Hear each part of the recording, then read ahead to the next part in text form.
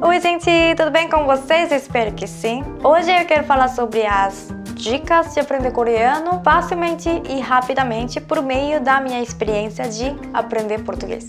Então, acho que vocês já sabem que o coreano, a língua coreana é bem difícil para os estrangeiros, para vocês, né? Tipo, a língua coreana e a língua portuguesa não tem nada a ver. Eu já vi muitos estrangeiros que já estudaram mais de alguns anos e mesmo que eles falem o coreano perfeitamente em gramática, eles realmente têm dificuldade de se comunicar com os coreanos, porque os coreanos falam outra língua do que os estrangeiros aprendem. Por exemplo, em livros de coreano, as frases são assim: 이 떡볶이는 정말 맛있습니다. Mas na vida real, os coreanos falam assim: 이 떡볶이 좋은 맛. Como brasileiros, os coreanos falam gírias demais. Até os coreanos têm dificuldade de entender e aprender as gírias novas todos os dias. Se não entender as gírias da língua coreana, é muito difícil se comunicar com os coreanos mesmo. A gente aprende uma língua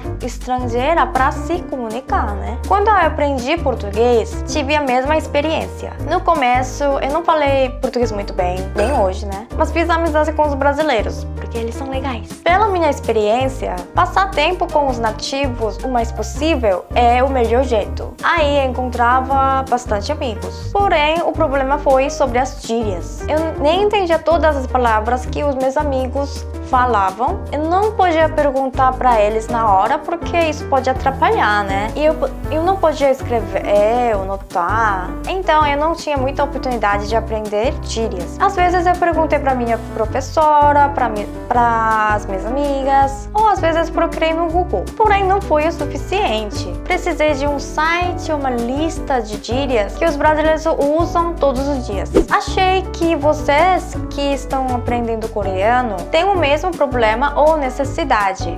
Especialmente os jovens coreanos falam gírias toda hora na internet também. Vocês podem aprender coreano pela internet, no YouTube ou no Instagram, mas por conta de gírias é muito difícil entender mesmo. Por isso, eu criei um canal somente das gírias coreanas no YouTube e um perfil no Instagram. Eu vou guardar todas as gírias que os coreanos falam. No Instagram, vocês podem ler as gírias nas imagens e vou fazer alguns eventos para vocês praticarem usando essas gírias. No YouTube, vou colocar os vídeos curtinhos, tipo 1 minuto e 30 segundos, que explicam o significado e exemplo das gírias. Vai ser muito fácil também.